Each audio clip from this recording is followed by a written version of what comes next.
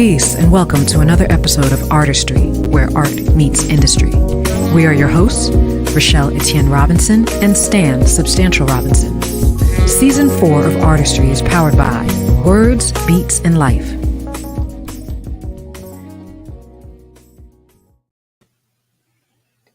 Peace and welcome to Artistry, where art meets industry. We are Rochelle Etienne Robinson and Stan Substantial Robinson. Happy Wednesday, folks.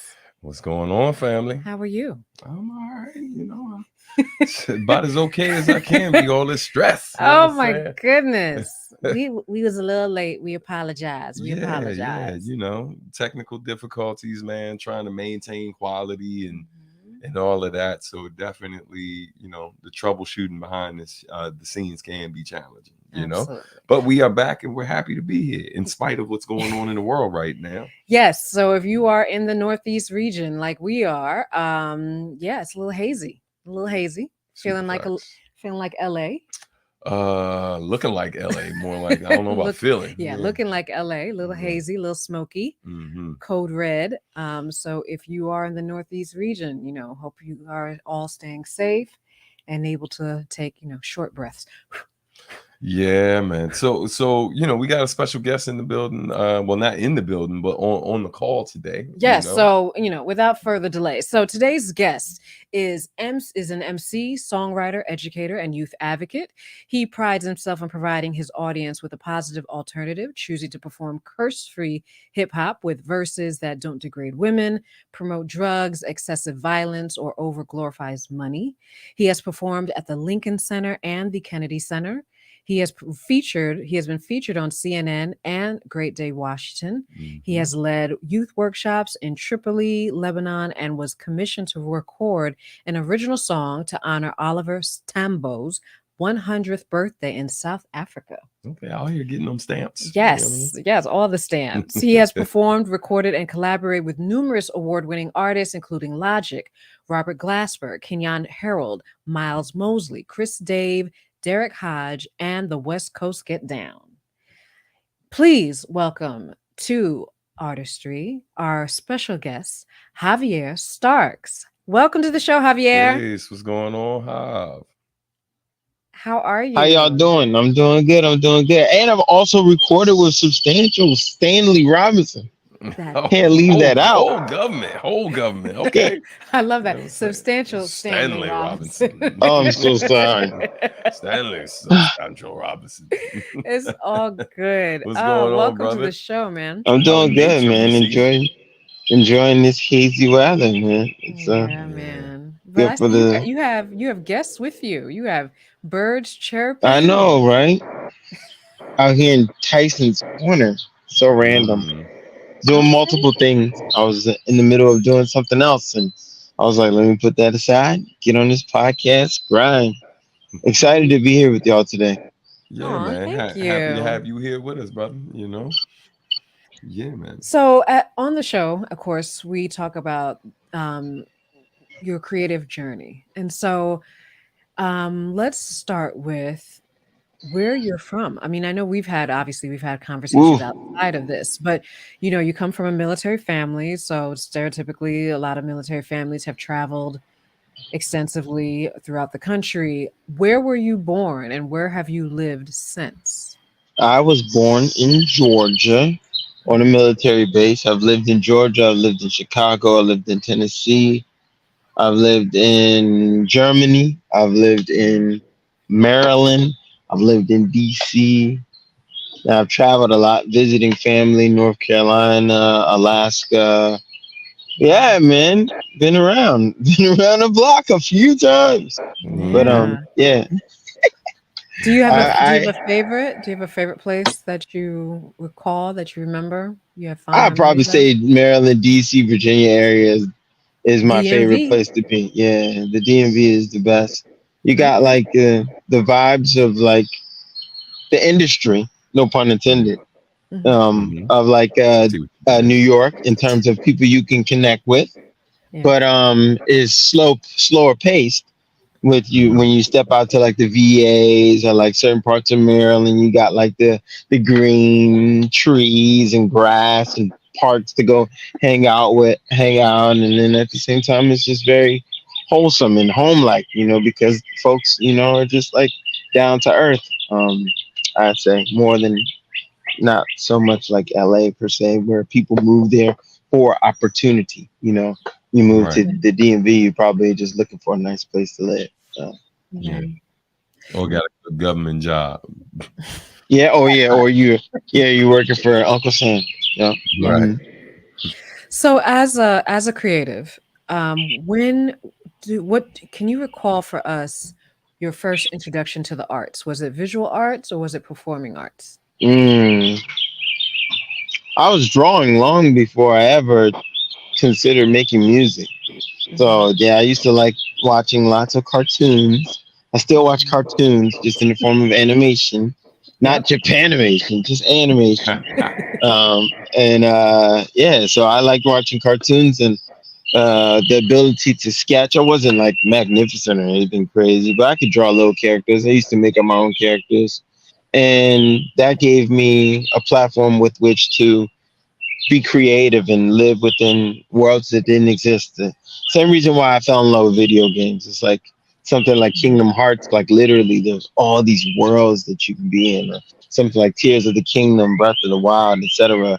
Zelda, just these games, Splatoon, these games that just immerse you in such creative worlds. So drawing was my entry into the world of arts. Okay.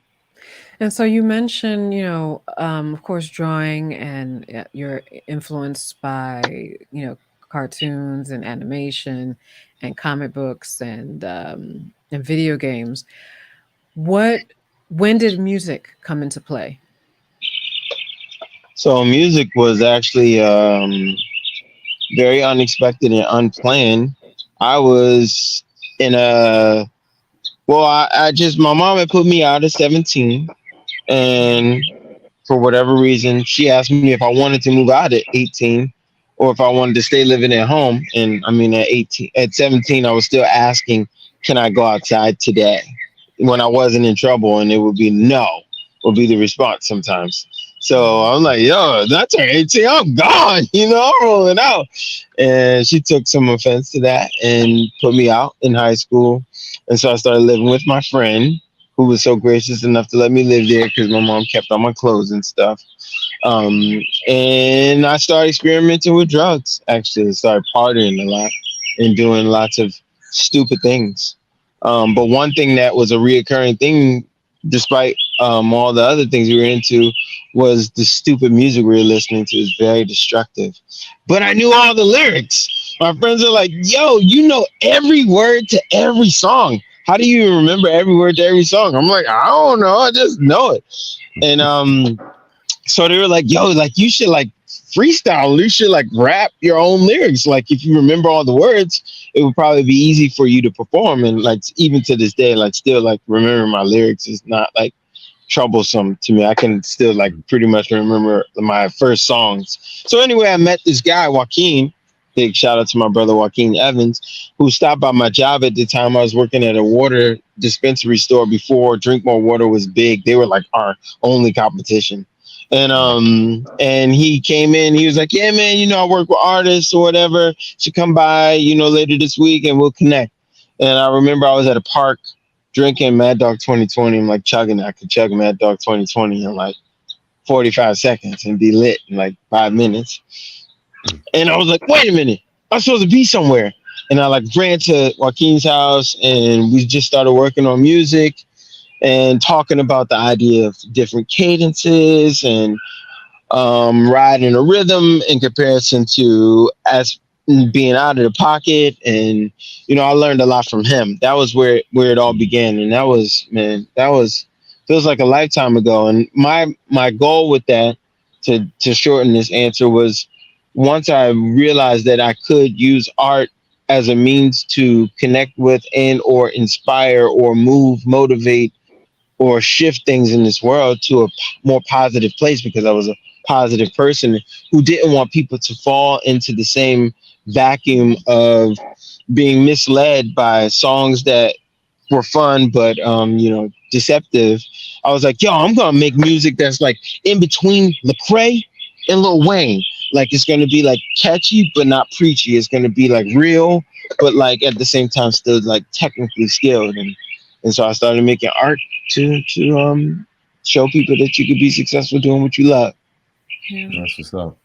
Yeah, man. I was. It's funny, like, because while answering the original question, you kind of answered my other I'm sorry. question. Yeah, no, it's okay. No, because I was just basically, I always find it interesting when I meet not just brothers like you, like brothers like us, because I feel like, while I didn't have the same challenges that you had per se, there were certain challenges growing up in the areas that we've grown up in that oftentimes make a lot of our counterparts like go a very, very different route. And so I've always, excuse me, I always found it really interesting about you that in spite of these things you've experienced, you've turned into this person that, like, I think it's almost shocking for a lot of people when they hear this backstory, because you're so, like, for lack of a better word, like, if there was ever a person who's kind of bubbly, you know what I'm saying? Like, you have that type of energy when you come into a space, like, and not just with adults, like you're great with little kids too, because obviously you got a background in education, but yeah, man, like you definitely can shift the mood in a room with your energy, and it's infectious. And so yeah, I just want you to kind of elaborate a bit more on how does one, because obviously it's not the same for everybody, right? Like, just because it worked for you doesn't necessarily mean it's going to work for someone else. But how did you get to that point where, in spite of everything you've been through, because some of this stuff you're quietly still dealing with, right? Like, you don't always speak Oh, for sure. Yeah. You know what I mean? So how does one get to that place where, like, what choices? Because I feel like you made conscious choices to be like, nah, this is who I am. Right. The best way to like summarize it is, while I'm constantly working to put myself together because I'm a very broken person. I've been very humbled by life. I remember growing up, it was me, my mom, and my little sister all sleeping on the fold-out couch in my grandmother's basement. The same grandmother I post videos of, we were living in her basement. My sister would pee the bed, so we all pee the bed. And like, I remember sleeping with my mom on the floor of my uncle's house because we didn't have a place to stay. I remember when I first got my own bedroom upstairs in my grandmother's house. I remember going to school and we not being able to hang out because I grew up in Baltimore in elementary, and they were like, yo, don't go to the shopping center. It's like dangerous. Like, I remember we couldn't go to the swimming pool. I never played basketball or sports growing up. We didn't have access to those things, like, because those areas were dangerous. So I would say that the key to my positiveness, because I see the negative, like, I'm not blind to it, but I'm very grateful. I'm very, very grateful of the people that I have in my life. I'm grateful of the opportunities that I'm given. I'm grateful for the air, even though it's smoggy air. Like, I'm grateful to be able to be outside and excited that the birds are here. I'm just very grateful. And I think that starts with, like, being able to assess what you do have, and because it's easy for us to talk about what we don't have. Sub and I, we're working on a lot of plans, bro, and there's a lot of stuff that we wish we had, resources we wish we had. But yeah, man, I've been homeless like 3 times, and like, yo, I'm like, man, like, I'm at a place where it's like, what? I got Onewheel, I got a hat, like, my hair is done, and like, I got a nice clean shirt on, and I got good friends like you all who are working to help me bring my dreams into fruition. And I would say my life is just like, my whole life is just a collection of blessings. Like, I could tell you my first mixtape wouldn't have come into fruition if not for some random lady I met at my friend's house who gave me $100 to get the album artwork. Like, bro, like, oh my gosh, like, my whole life is just blessings. And yeah, my grandma will tell you that I've always been someone who rolls with the punches, and I just took that and like really tried to like cultivate that as I got older. You know, I'm the type of person who's like, oh, the bus is full. I'll sit on the steps intentionally so that I will humble myself to be more grateful. You know, it's like, oh, don't sleep on the floor. No, I don't mind sleeping on the floor.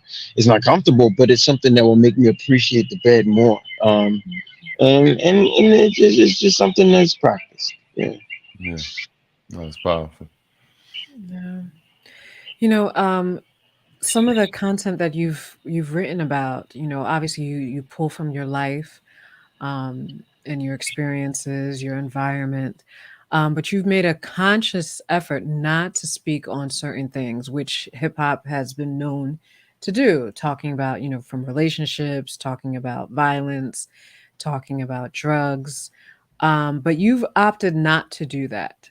Uh, I know you've mentioned about, being positive, and staying in that space, being in very much in control of the energy that you put out.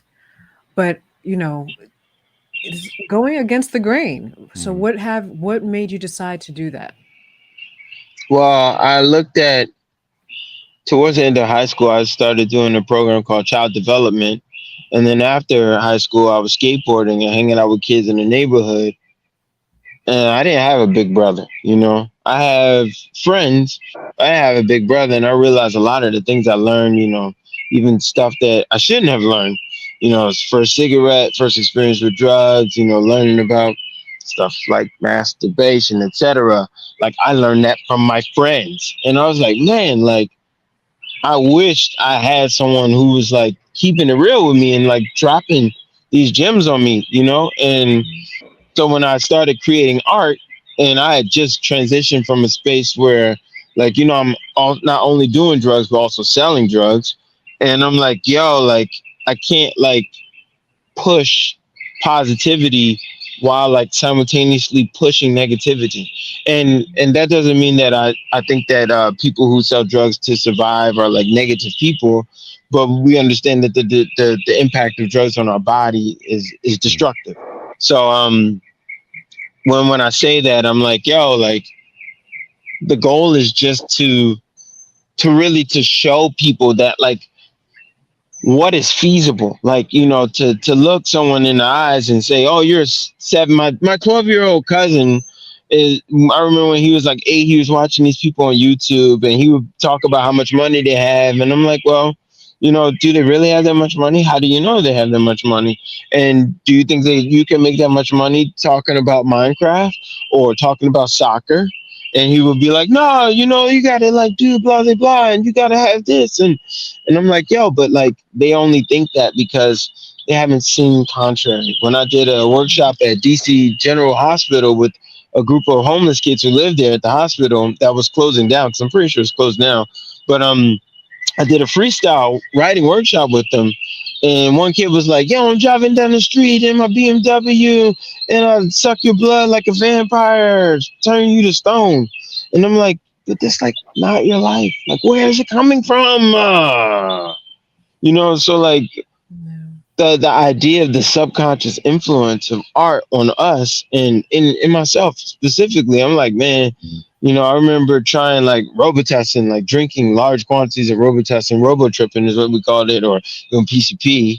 And it's like, man, I never would have done that stuff before if not for like the music I was listening to. It's crazy. Like it's like Mm. I'm so grateful to be alive, you know, despite those experiences. I remember many nights, I don't know how I made it home, but I made it home, you know, maybe because, you know, I'm here for something bigger than me, which is why I try to be something bigger than me, even when it's not always convenient. Um, yeah, I don't know if that really answers the question, but No, it does, because it yeah. actually brings I think of another follow-up question, because you hear so many times about artists who say, "Well, I'm not a role model. That's not, I'm here. This is how I produce my art. This is expression." And so, Mm. what do you say to that when you have artists who are talking about, different activities that they participate in, or that they've seen other people participate in? A lot of it is fantasy, some of it is fiction, some of it is actual, some of it is biological, biographical. So, what do you say to artists who are like, "Nah, this is just art. This is just art. I'm not Yeah, trying to, you know, I had a influence big anybody. conversation. Sorry about that, cutting you Yeah. off. I didn't mean to. Yeah, I had a big conversation with another local artist who was saying the same thing, and he works with youth also. And I think that the big thing to take in mind is that, like, as adults, we process information very differently than children do, Mhm. and we have to understand that the world is an active reflection of the things that we are consuming. So when we see school shootings, countless school shootings now, it's like, yeah, but how many countless first person shooters are there now? When I was growing up, when people were growing up, there weren't so many games about shooting. We look back to, like, the original Nintendo area. Let's take it, like, really far back. Like, there was Duck Hunt, and my grandmother wouldn't even let me. She didn't even want me to play Duck Hunt because it was violence, And back then, like in Baltimore, guns in Chicago, where my grandmother lived, my father's mom lived, gun violence is serious. But now there's Fortnite, there's League of Legends, there's like countless games, and like something like headshots is like celebrated and thought of like is like it's nothing, It's like, yeah, man, turn 360 no scope headshot, like fun. So naturally, when these people get pushed to the wall and they get upset, it's like, well, what do they know best? Like, it might be a game, but it's like it's still what they know best. It's like, oh, I'm pissed off. Let me go and like wipe out the school, like, and then the idea of like being like so drawn to or inspired by the notoriety that you get by people posting about you. They see that these shooters get talked about and they want to live in infamy. It's like, that's why trolls exist. It's like, it doesn't matter if it's negative energy. I just want to be seen, So Mhm. it's Yeah. yeah, man. Yeah, we're all role models, regardless of whether we like to accept it or not. To say that I'm not a role model is a cop out, and I may not feel like I'm a role model, but if there's a 3-year-old kid right here watching me, regardless of if I want to be or not, I am a role model. Maybe not technically based on society standards, but if you're a superstar who makes his living off of selling a product to his fans, well, yeah, I can't imagine not feeling like some sort of like attachment to those people that you create art for. Someone who like it's heavy, to each his own, really, but Mhm. you live with it. And I think that the best way to show those artists that they are role models is to ask the kids. It's like, oh, J. Cole said he's not a role model. He's got a song called No Role Models. How many of you kids look up to J. Cole? Mhm. Well, it's Yeah. like, regardless of what J. Cole says, you gotta listen to the people who look up to him, so Yeah, no, it's like, I've said it probably before on the show, but like, um, the one of the quotes that stuck with me from working in education is, more is caught than taught, right? So mm, regardless to how much I'm telling them a thing, you know what I mean? Like, they're going off of what they see me do. I mean, largely the reason why I don't drink anymore is because when my oldest daughter got old enough to ask me why I drink, when as she learned more and more about it, she started learning some of the negative things. And then, I used to work, do substance abuse prevention. So then there's a ton of things I know about it. And I've had negative experience. I've had my fun, but I've also had negative experiences with it too. And so, and she pretty much challenged me. Like, she didn't word it this way, but she was pretty much saying, knowing what you know and what I know about that, why do you do that? You know what I mean? And yo, she was like 7. And it's mm, just like, I could have just copped out and be like, mind your business, little kid. Shut up. I'm a grown right. up. I do what I want. Right. But it's just, again, because of the environment I'm in most of my day in education, where I can hear one of the older teachers like, more is caught than taught, baby. You know what I'm saying? You can Mm, tell them not to yell at people all day, but if they see you yelling at people all day and they look at you like to figure out what they should be doing, then that's what they're going to do. And so and I think for a lot of people, like you said, it's a cop out. The easier route to go is to just be like, yo, just act like these folks don't exist, or because I said I'm not a thing, y'all can't hold me accountable for X, Y, and Z. And you know, and while there is a sliver of truth to that, like you can't, There is. yeah, like, you know, you can't hold people to unrealistic standards, right? Because these people who are mimicking this behavior, they still have parents, they still have other people in their life who are also modeling behaviors that are opposite to what they're seeing. But these kids and are making a conscious decision and be like, yeah, but that's corny.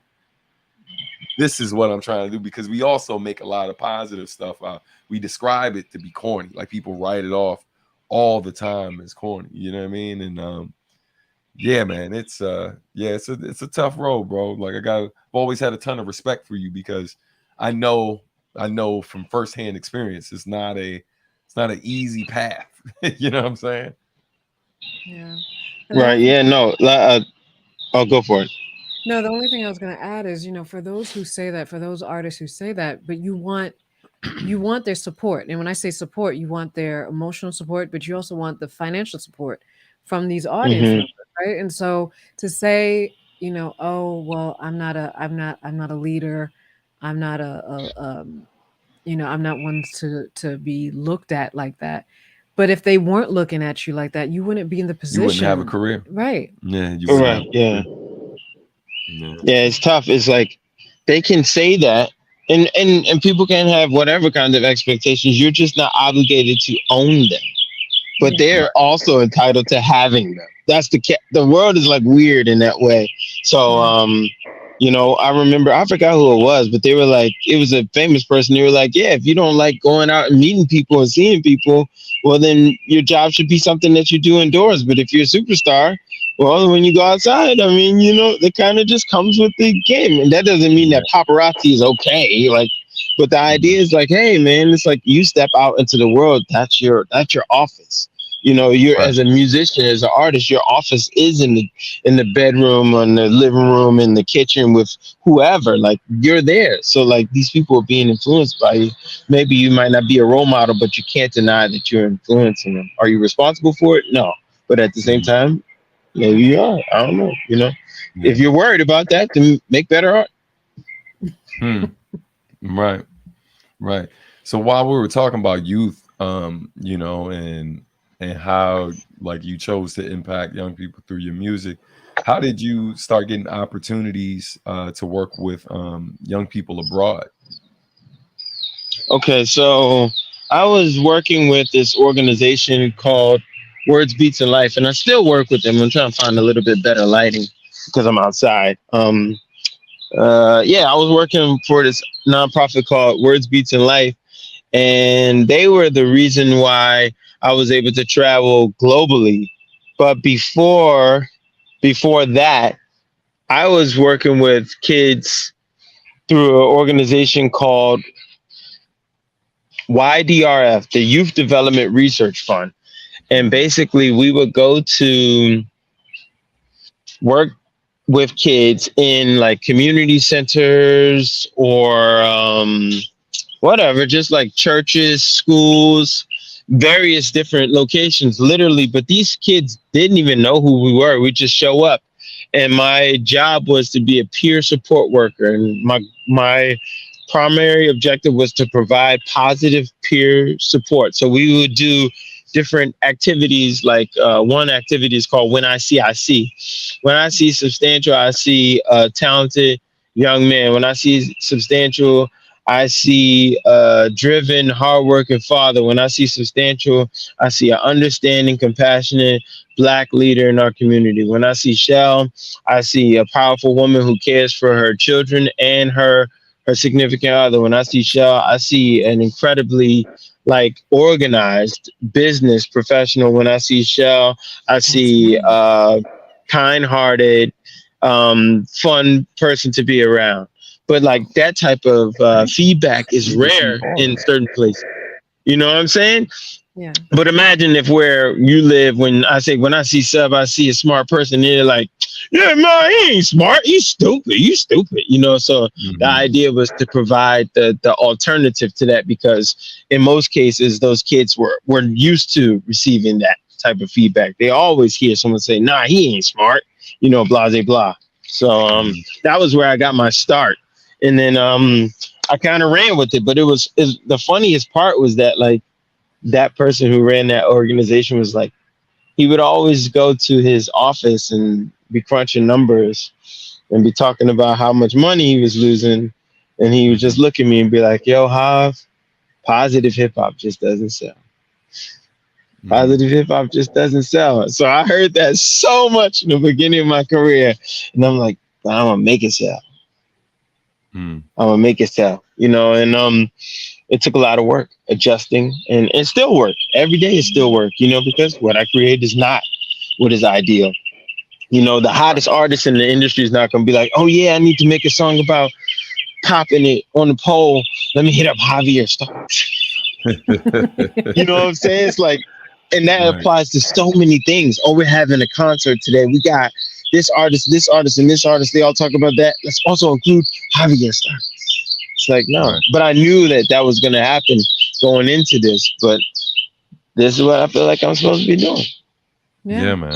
And it has paid off, because because of that success, right? Granted, through hard work, you have been given opportunities. There, you had a phenomenal interview done through CNN and other news outlets. You have been able to work with some notable artists, of course, Robert Glasper, and I believe you toured with him, recorded with him, and so yeah, the work has definitely, you put in your 10,000 hours have paid off.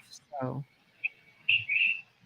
I definitely think that I have, for sure. Yeah, man, lots of lonely nights for sure. Even when I started making music, my mom didn't support the music, so like I would have to leave my house, go sit somewhere like this in the middle of nowhere in my neighborhood and write music outside. That was all the beginning stuff that anyone heard from me. Like, that's where that stuff was written. Most of it was just written out in the middle of nowhere, just writing it, because if I would make music at home, I would get scolded. She was like, "You always so loud with that music stuff. I don't want to hear that stuff." And to have my mom come to my concert at the Kennedy Center and I step on stage and dap her up while I'm singing a song that I wrote about her, it's kind of cool to see it come full circle. Yeah, that's dope, man. So go ahead. Yeah, so real quick, we're gonna take a quick break because we want to shout out our sponsor. You literally just mentioned them a few minutes ago, so we definitely want to show some love to Words, Beats, and Life. We're gonna run one of the ads talking about their academy, which you and I both are a part of. So we're gonna do that real quick, and we will be back with our brother Javier Starks. Everybody, hold tight. We'll be right back.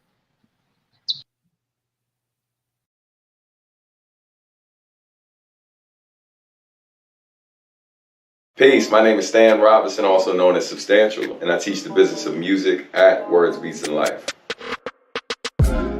Learning the business of music benefited me personally because it gave me more control over my career, my legacy. I basically took control of my catalog, and so most of these companies pay directly to me and my business. I make a pretty good living making music full time. So the reason why I want to impart this knowledge onto the youth, I understand the value of this information. So the freedom to be able to own your creations and basically be able to monetize that any way you see fit without asking someone's permission, that's extremely important for me to pass those gems on and give that information to other people. And that's why I'm with WBL. Be sure to enroll in my class at wblinc.org/academy.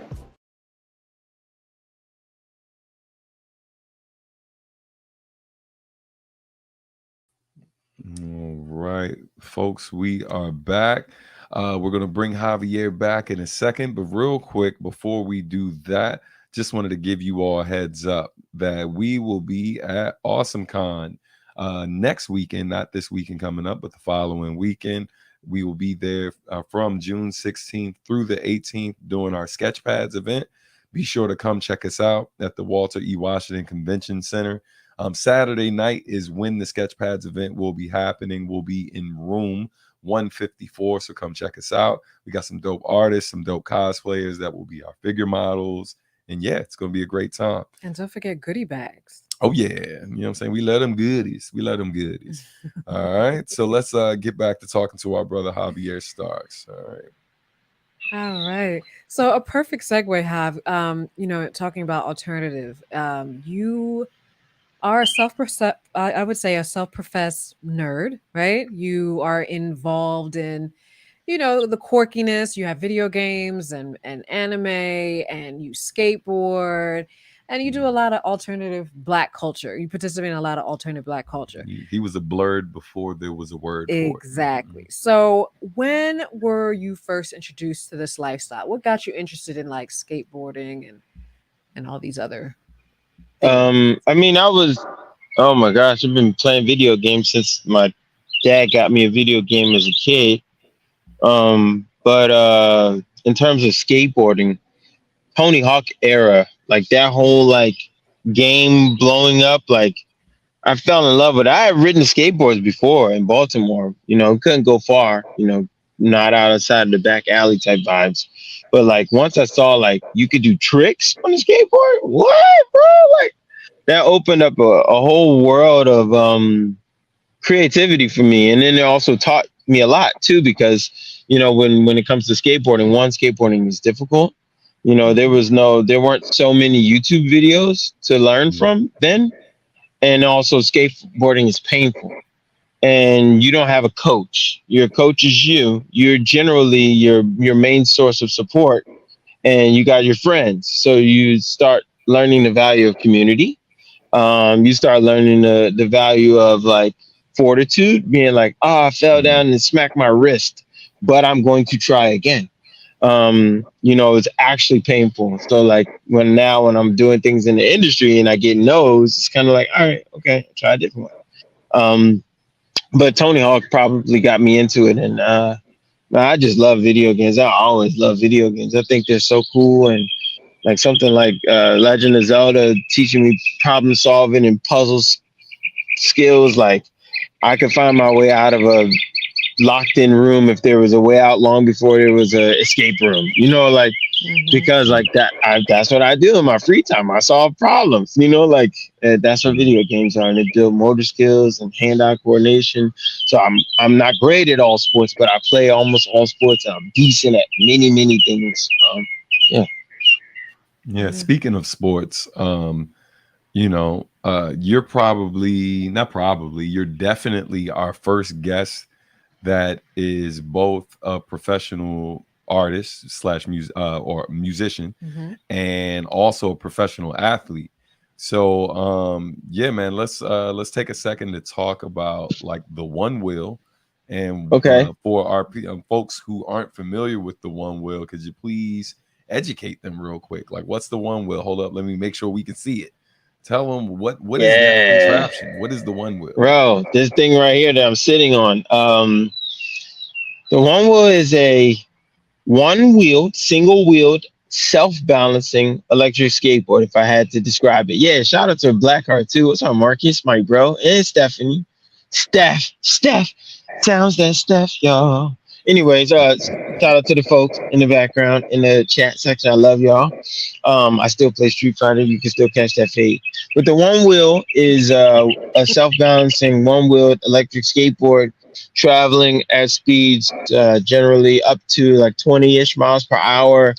And it's a game changer. We or people in the PEV or personal electric vehicle world describe vehicles like the Onewheel as last mile transportation. So the idea is that maybe you might not ride this from Baltimore to DC, but if you catch the train from Baltimore to DC and then you get off the train and you need to get home maybe 2 miles, you can ride your board, or something small like this. Like the Onewheel is awesome because you can tuck it under your seat, or you can stick it behind your desk or throw it in the closet. It's super portable. But yeah, I rode the one wheel one day. Shout out to my brother Federico Garay. He pulled up on it one day. He was like, "Yo, it's called a one wheel. You want to try it?" I never seen one in my life, and my friend had been riding it for like a year. So some of these things can like be behind the scenes. And I was like, of course I wanted to try it. Back to the Future, Marty McFly. Everybody wants to ride a truly like gliding board, not what they call hoverboards nowadays, but the actual board of this nature. And yeah, it's so much fun. Going to the grocery store is fun. Like, you want me to go get some milk? I go get you some milk and cereal. I dropped some milk and cereal off to Substantial the other day because you know why? Because it's fun to drop it off. But obviously I love you. But also it is fun to make that journey over there. It's like, yo, I'm about to make this delivery. I shoot up the hill, down the back path, and across the gravel, jump off the sidewalk. Like it's an adventure and stuff. Yeah. And how long have you been riding now? So I've been riding one wheel since May. I think I got my one wheel on May 24th, 2019. So 4 years now, and over 40,000 miles. So I'm averaging 10,000 miles a year. Not bad, right? Not bad. Pretty cool, man. And not only have you done over 40,000 miles on the one wheel, you are the number one wheel rider in the world for distance. Yeah. Yep, So I hold the record. Yep, currently. Yeah, man. Thank you. Yeah. Oh man, hey man, thanks, man. So let me ask you this: on the one wheel, what's the furthest? Where's the furthest you've traveled in a day? I've ridden from DC to Gaithersburg and back in a day. I've ridden 132 miles in a day before.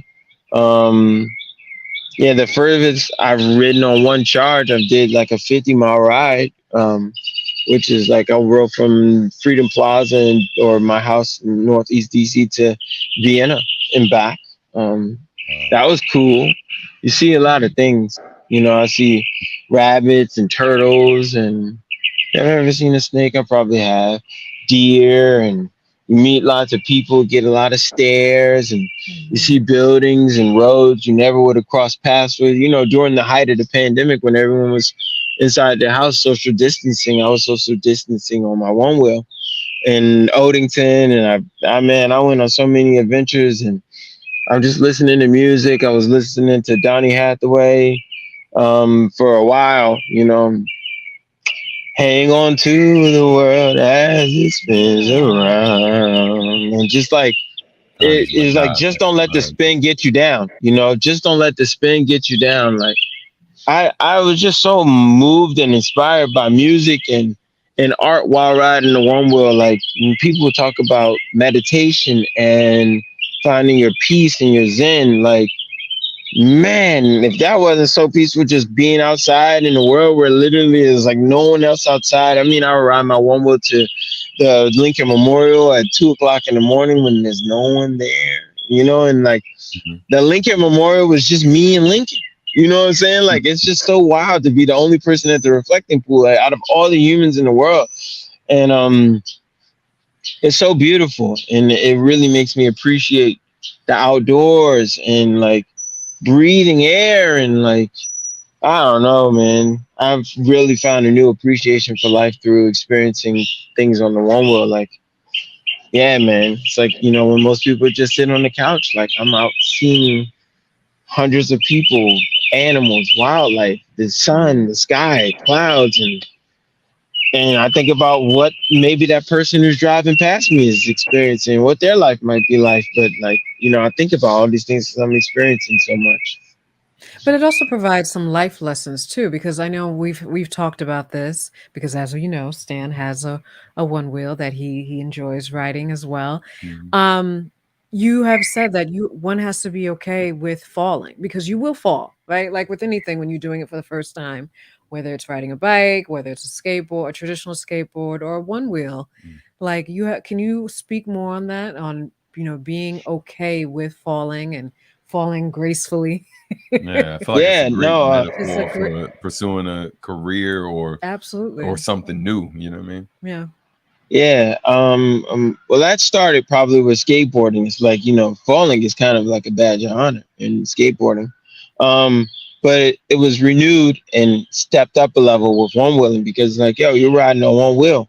If that battery decides to not function properly, like, you're crashing it, period. And you have to accept that to get like the joy out of it, and you have to be cool with that. So like, it's kind of like being an artist in that sense. Like, people are like, well, what are you going to do if it doesn't work out? Like, I don't have a plan B. Like, my plan A, my only plan is to be successful as a creative. Now there's different avenues. I'm doing so many different things, but I don't have a, well, if I don't do this, I'm going to just be like a doctor or a lawyer or something like that. And like, you begin to like really lean on the things that you love. And even when the finances aren't there the way that you would hope they would be, there's a joy that you get from riding the one wheel. So yeah, maybe I might not be able to pick my girlfriend up or my homies up or etc. Just like in the music business, you might not be able to do certain things that you like to do. You might not have the resources to pay your rent, but hey, what about those 10 people who were like, yeah, I was going to commit suicide last month, but thank you because your song inspired me so much that I didn't take my life. Someone wrote me talking about how moved they were, or he didn't write me. He was talking to me after a concert about the My Mom Good song. He's like, man, that song about your mom, because me and my mom, my mom's ill too as well. And we just had a moment, but like, you're not going to make those kinds of connections sitting behind a desk, making decisions for a Fortune 500 company, and maybe you might, but I definitely experienced them far more often than those people would. And when I walk past a homeless person, because I understand the power of art and the power of being personable and that human to human connection, because most homeless people are just ignored. That's the greatest pain of being homeless, is like, people just walk by you, you don't even exist. So even when I don't have money, I at least acknowledge them, Yeah, I know the birds in the background is crazy. I'm sorry. I hope that is added to the vibe. Yeah, man. Like, It's the only one right. was It's only right because it's you. You Right. know what I'm saying?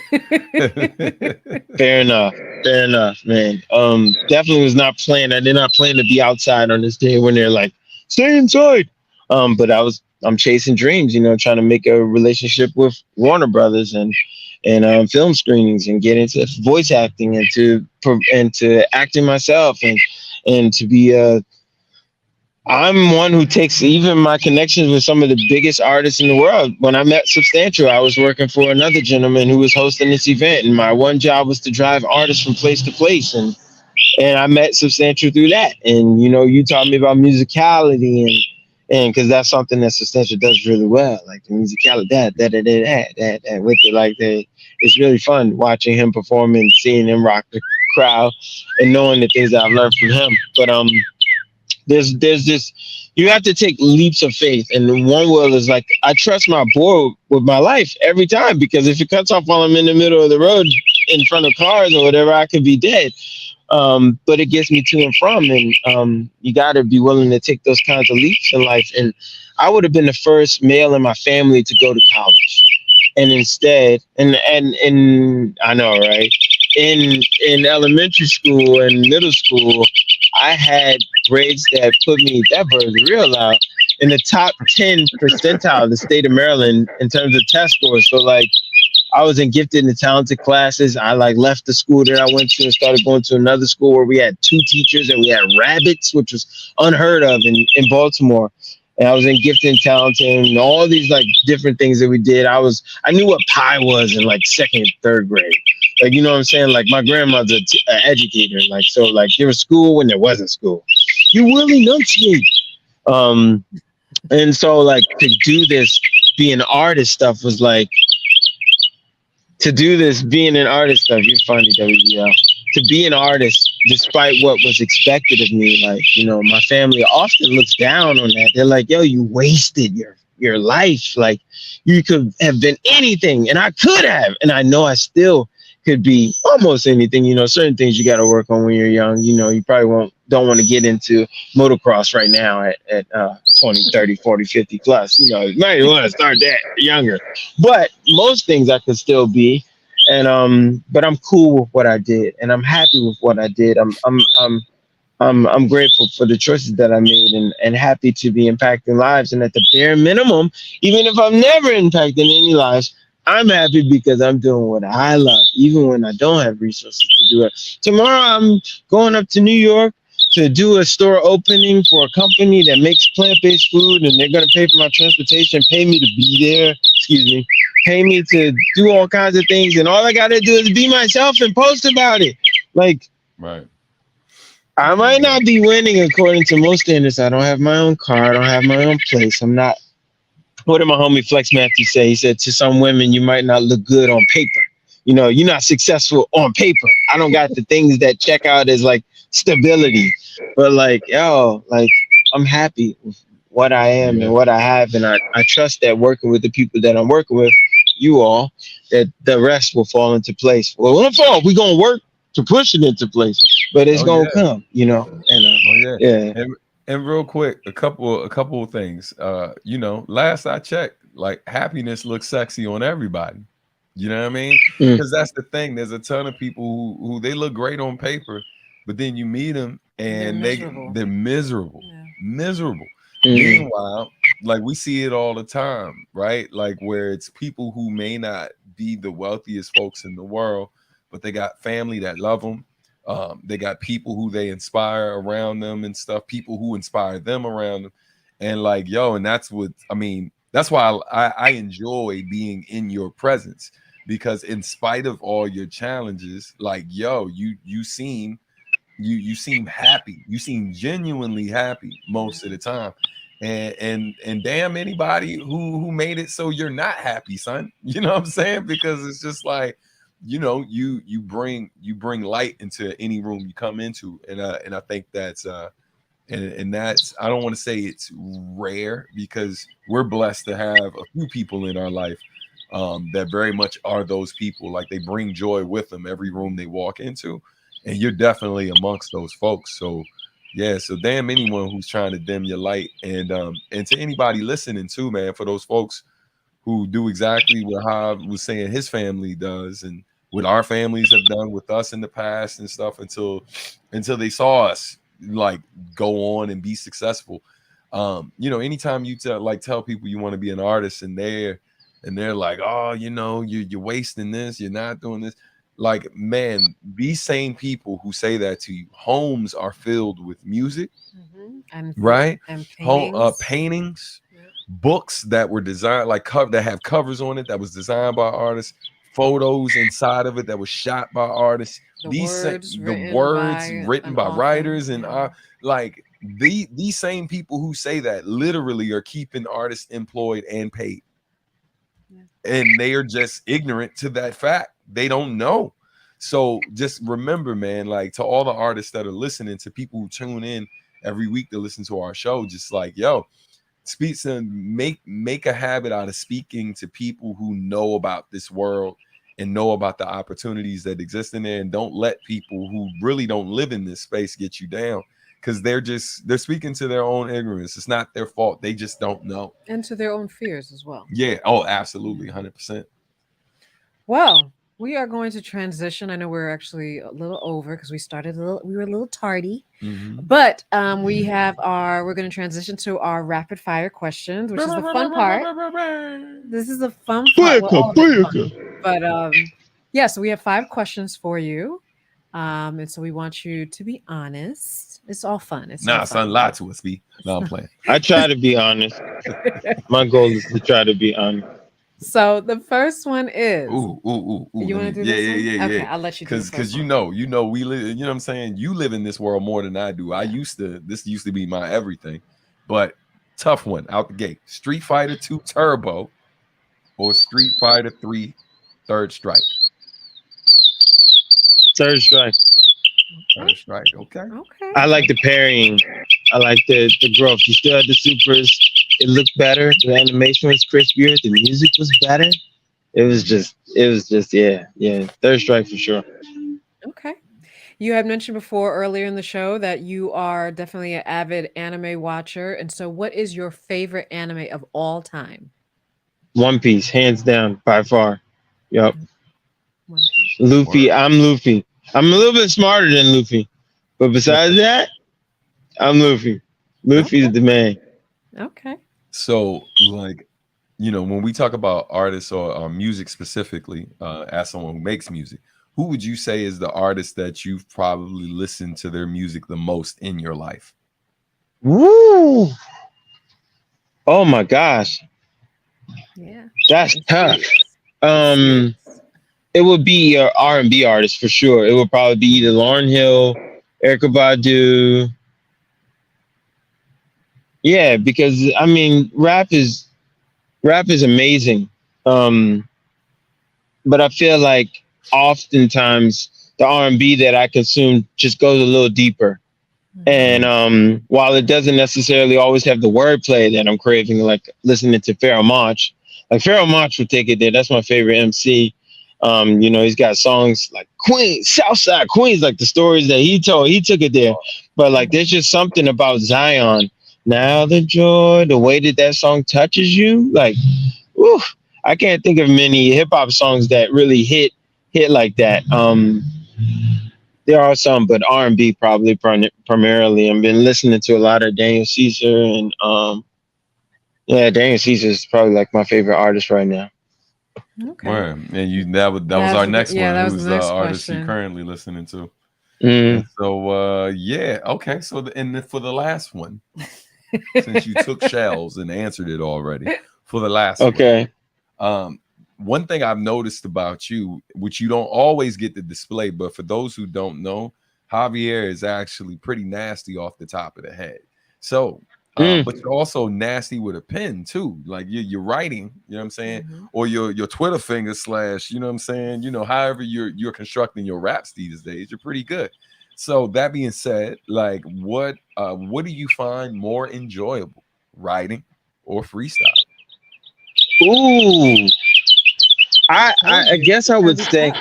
that's tough. That's tough.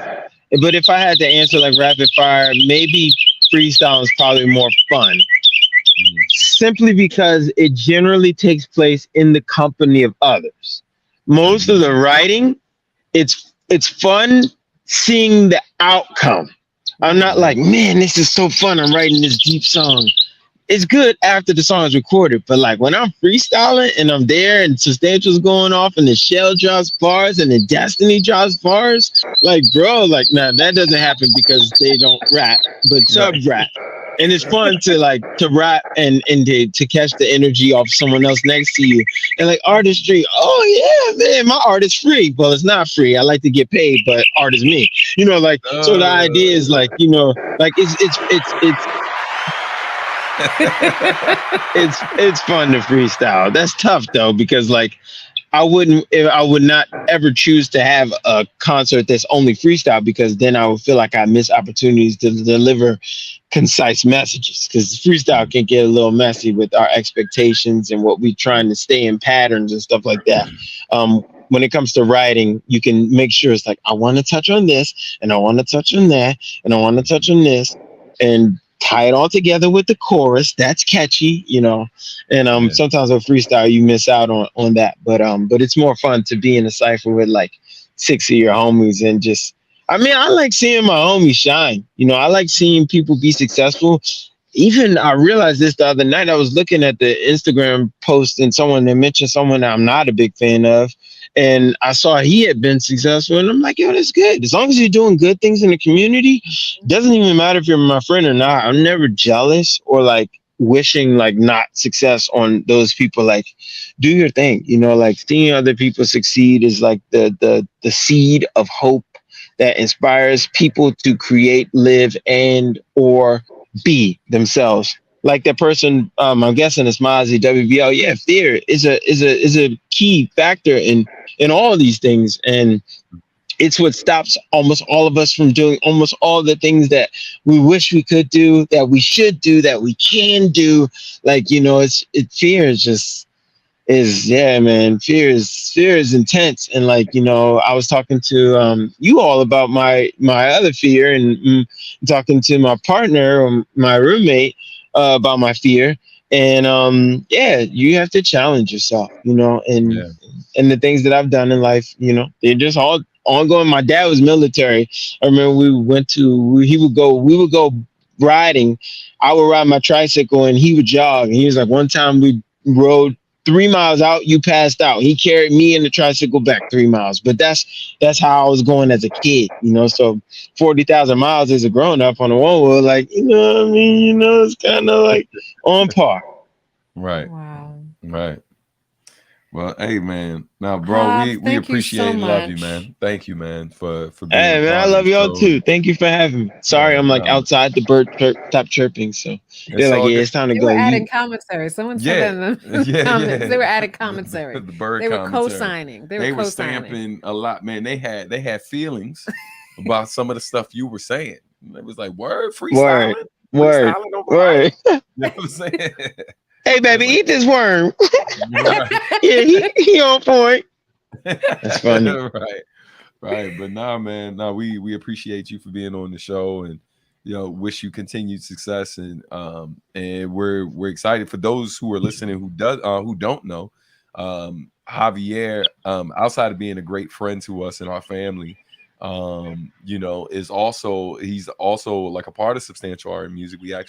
He's the first artist that we've begun representing, and so he's not only a consumer, he's also a client. Yeah, you know what I'm saying. So you know, you're definitely going to be hearing us talking a lot more. I set the client precedent. Yeah, son. Yeah, you know what I mean? Word to Biggie. That was a pun. He's not only a consumer, he's anyway. You know, I got it. We got you. You know, some non-rap listening folks who listen to the show who probably ain't catch it, but I got you.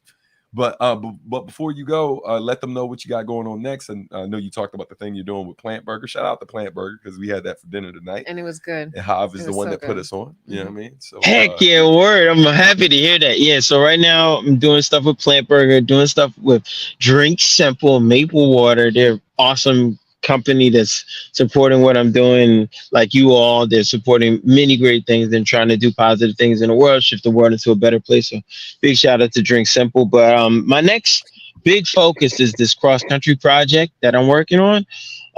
That's the main thing that I'm focused on, but also simultaneously launching my own Twitch channel. So if you're on Twitch, add me, Twitch.com/Javier Starks. I'm there. I'm going to start streaming more often and working on my first cosplay. Yeah, so I'll be at AwesomeCon with Sub Art and Music.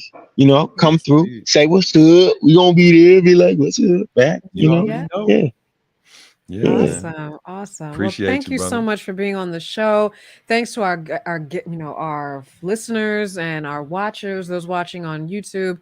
Thank you so much. You know, next week, for those of you that have been following us, we sort of changed the format a little bit. We went from bi-weekly to weekly because, you know, we wanted to give you more of the love.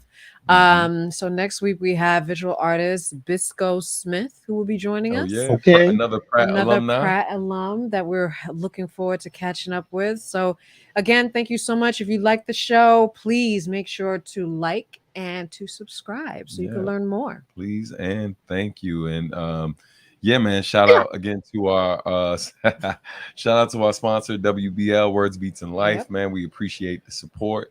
Thank you for helping us make this happen and keep this. It's crazy. We've been doing this is our 4th season, so we're counting our blessings, man, and happy to have guests like you continue to support us. And yeah, man, we're just grateful. Yep. So Hav, sit tight. For the rest of you guys, again, thank you so much. We will see you next week, next Wednesday, same bat time, same bat channel. Peace. Peace, and shout out to WL for keeping my lights on too. Yes, indeed. Yes, indeed. All right, brother. Take care, man. Peace. Peace. All right, folks. So we will see you next week. Thanks again for tuning in. We'll see you soon, but talk to you soon, y'all. Peace, peace, peace, peace, peace, peace. Hey. All right, hold on. Out. Thanks for listening to Artistry, where art meets industry. Season 4 of Artistry is powered by Words, Beats, and Life. Visit www.wblinc.org to learn more.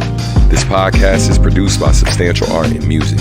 For more information, please visit www.subartandmusic.com. You can also follow us on social media at Sub Art and Music. Peace.